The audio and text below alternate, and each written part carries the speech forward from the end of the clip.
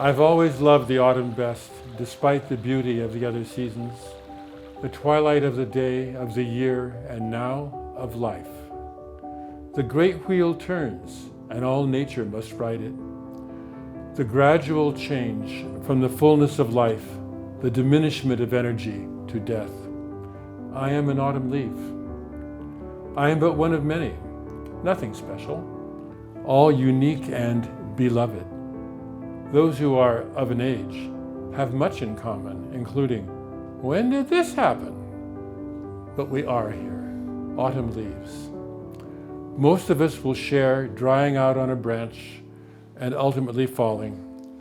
We've done our life-giving work and now leave our legacies for future generations.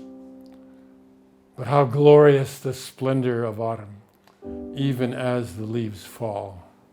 I am an autumn leaf.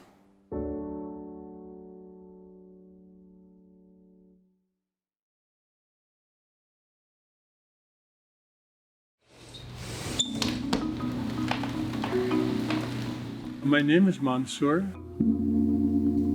I'm in my 8th decade. I'm a very large being.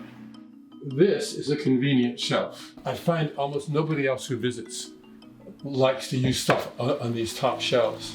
I've been here in the Pacific Northwest for about 30 years. It is so home for me. And where I live is a wonderful sanctuary. So I'm very happy to be here. The healing waters of the goddess. I can actually stretch out full length and be entirely under the water. I love the sense of being fully, warmly supported. It's a delicate balance there, trying not to get water up my nose. I've had 3 different careers, and if you Google Rodney Kreps with the Casualty Actuarial Society, you'll see a whole bunch of shit that I wrote and talks that I gave. I'm an elder, and trying to live my life in as full and complete and loving a fashion as I can. We have very few people who are actually elders, who want to share from their lives, who like being in the last season of life. Our culture, I think, is fairly unusual if you look back over time. People used to die a lot. People would die at home. Death was familiar to people. But by the time I was growing up, the whole thing of putting old people away somewhere was in full swing. And so you never saw them. You never saw people die. We have gotten so afraid of death, so afraid of, I won't be here. Well, yeah.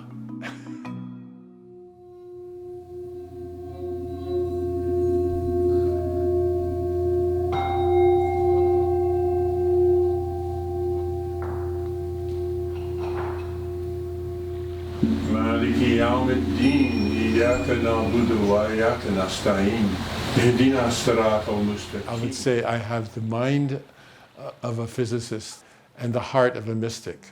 What it comes to is really not what do I want, but what does the universe want as I can interpret it and feel it. For me, a lot of it, because of the nature of my childhood, goes around, I want truth, as well as I can know it, as well as it can be known.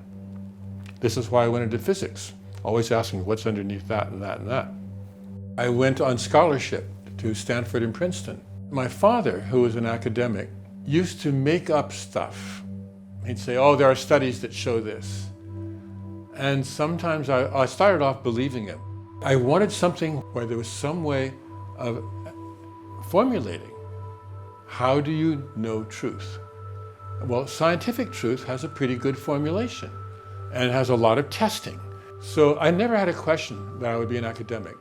Did I mention I have a doctorate in theoretical physics? Anyway, I got tenure, and a friend of mine said, now you can look forward to your first 50 papers. And my jaw dropped internally, because I realized that's not my life goal. I stayed one more year, but it wasn't there. It just wasn't there.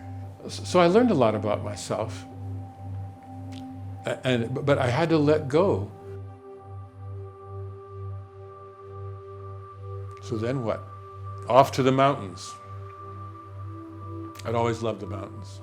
My wife left. Building a house in the mountains is often followed by a separation of the marriage. I found out there was this whole world out there that did not involve thought. Oh my God, that I was more than just a mind. I was incomplete. I mean, I was a big head and basically nothing else. I didn't even really think I was tall particularly. It wasn't until I stopped being in academia where I really learned just a whole bunch of things outside of the mind. I tried for a year to sit lotus. I did an hour and a half of yoga every day. Never made it. It's not mine, not my body. When I was young, I took dancing lessons, but I couldn't follow the feet. And also my musical sense is something I've just had to work on over through the years. And then the dance teacher, I'm an adolescent at this point, right? The dance teacher is a very full-breasted woman, and she says, "Hold me close," and I'm feeling her up against me. And I can't think about dancing at all. Hormones are raging. I think she knew it too. When I moved to the mountains, one of the things I went to was a yoga class again. And they showed something called puppet dance, where you just bounce up and down as though you're a puppet. And I suddenly realized I could do that to music. In fact, to this day, my daughter calls what I do basic bounce. But nonetheless, I went to a boogie that night, and I swear my feet were always 3 inches off the floor. I was so happy. It was just such a joy and a relief.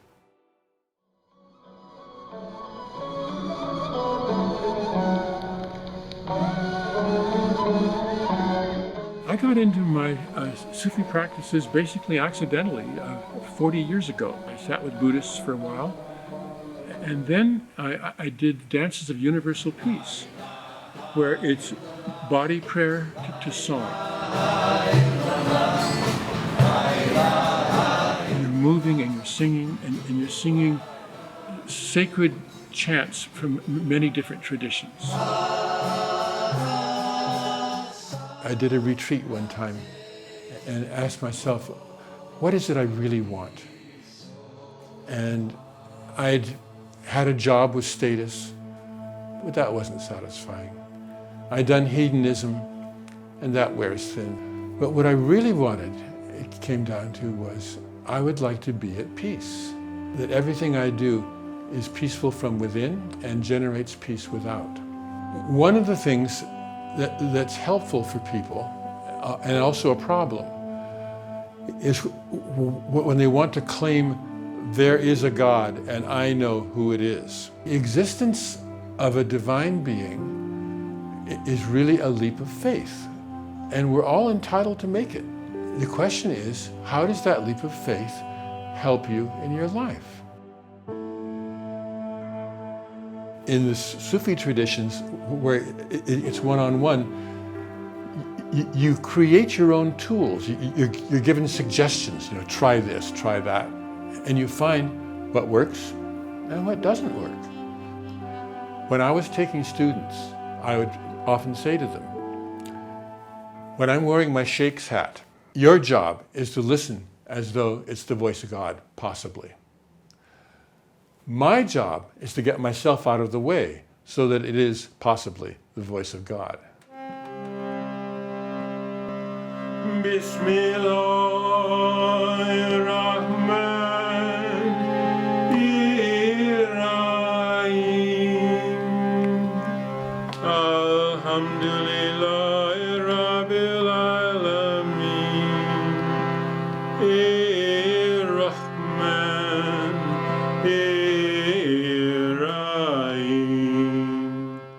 This requires the cooperation and deep appreciation of both the sheikh and the student working together. And with Munir in particular, it worked very well. Munir has been a student that has just been exceptional Now it's been about 25 years that we've worked together. It has been a great blessing in my life to have Munir in it. Mysticism is not something you just say, oh yeah, I'm going to be a mystic. You have to work at it. The hardest thing is being really honest with yourself about where you are. For me, the test is always, how do I serve love? Go to bed at night. Did I serve love today? Well, sometimes and sometimes not. But keep working at it, you know. And if you keep holding those ideals, you will become the truth. And that is making God a reality. It took me years to understand that, and more years to practice it.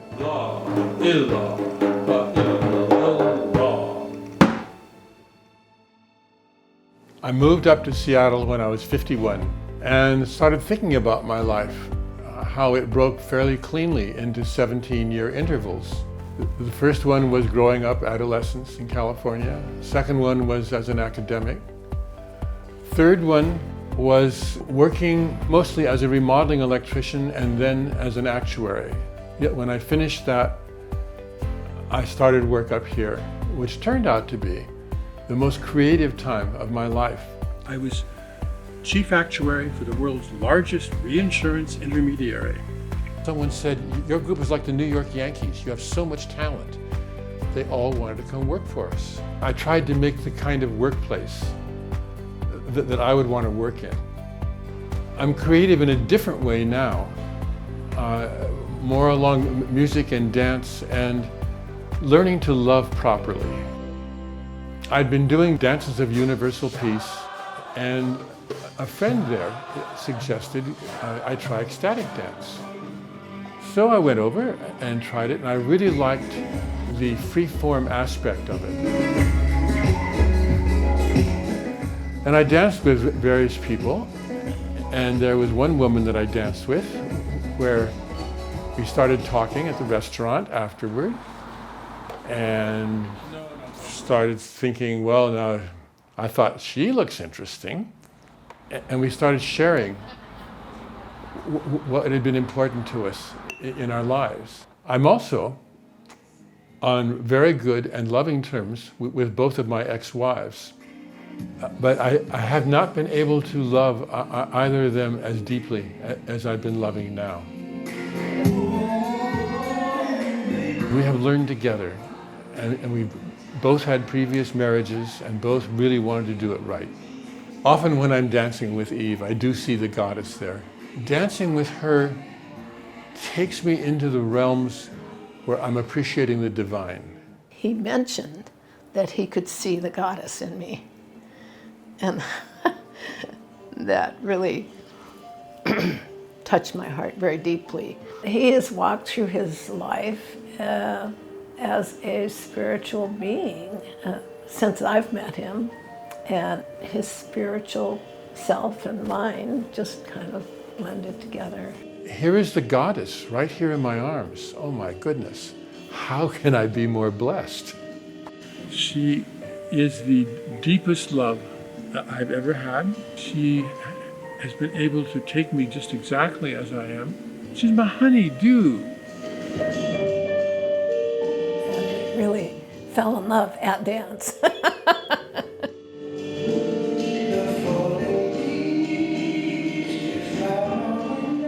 I love dancing, but my body was hurting more and more. And particularly at my left hip, because the turning is such a violent wrench on it. Fortunately, through dance, I met someone, Michael, who was able to help me. I had expected I would just be on a long decline. Had nothing else happened, it would have been a decline. My name is Michael Suzeris. I work with people to help them find their healthy bodies. And so I suggested to him that I could help him with that. The kind of work I do, it's some floor work, it's some table work. I have him work pretty hard in his body. And as a result, he's quite strong. He ended up having surgery on your left hip, right? Your turning hip. Yeah. The wonderful thing about all that practice that happened pre-surgery was that you recovered so quickly because you were immediately able to get up. He could take his entire body weight in the arms of a chair and literally like just lift himself out of the chair. I've been working diligently One of the things that I've really liked about Michael's work is his emphasis on breath. Much of it has to do with just the fact that Mansur is very dedicated to the practice. And that's my morning routine.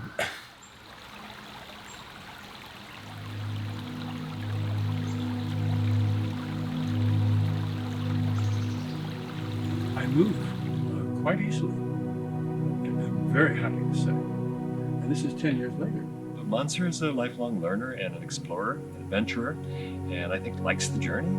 So we get together and we see what happens, and you know what? Every time we have a great time. Can we take a toke? It's a 2-second hit. You still holding yours? And that's actually kind of the truth of it. We often will take a little toke and do a thing, you know. Sort of found this brothership through this practice. I had not expected to find a friend. That's one of the most joyful parts for me. I never had a younger brother. I never had a son. You know? Oh. I'm happy. I feel blessed. I do feel blessed in my life, actually. Everything feels well supported. I like starting off the day with prayer and physical movement. Alhamdulillah, Rabbil Alameen. I love to sleep in without an alarm. Oh, do I feel like getting up yet? I guess so. That's one of the great pleasures of retirement. Another part of my day is just sitting, breathing. I have a wonderful place to do it. Hot tubs are important. Hot tub has 3 functions for me. First of all, it's medical, because when I'm floating in the water, there's no pressure on my joints. Second of all, it's a nature meditation. I'm outside by the stream. I'll see the birds at the feeder and the squirrels, and sometimes the great blue heron will show up in the creek. And the third thing is, it's my inner 4-year-old who finally has a bathtub big enough to play in, and I play in the bathtub. He's fun, he's funny, he loves football, and I like to watch a couple with him. We love to watch British mysteries and comedies. I love snuggling with her.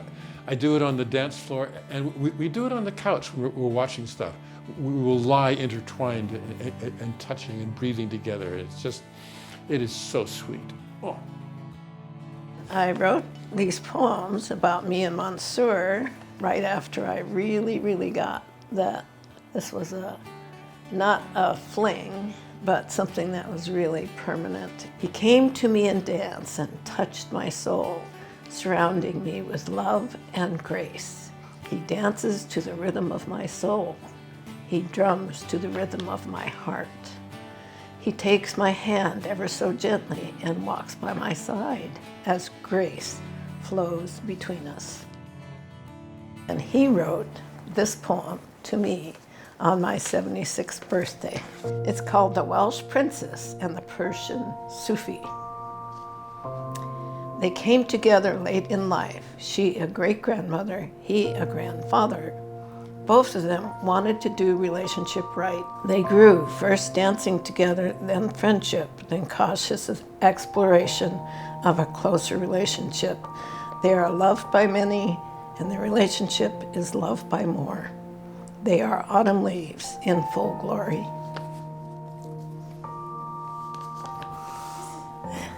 Embrace the whole of life, not just the spring and the summer, but also the fall and the winter.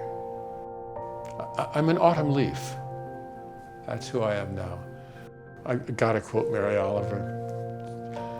She says, there was someone I loved who grew old and ill, and one by one the fires went out, and there was nothing I could do except to remember that we receive and we give back.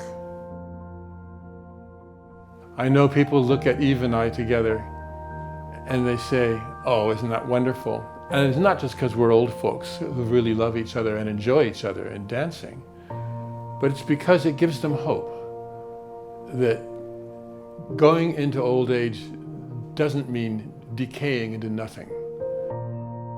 For me, it's the fullest time of life. Every decade's been better than the last, not excluding this one.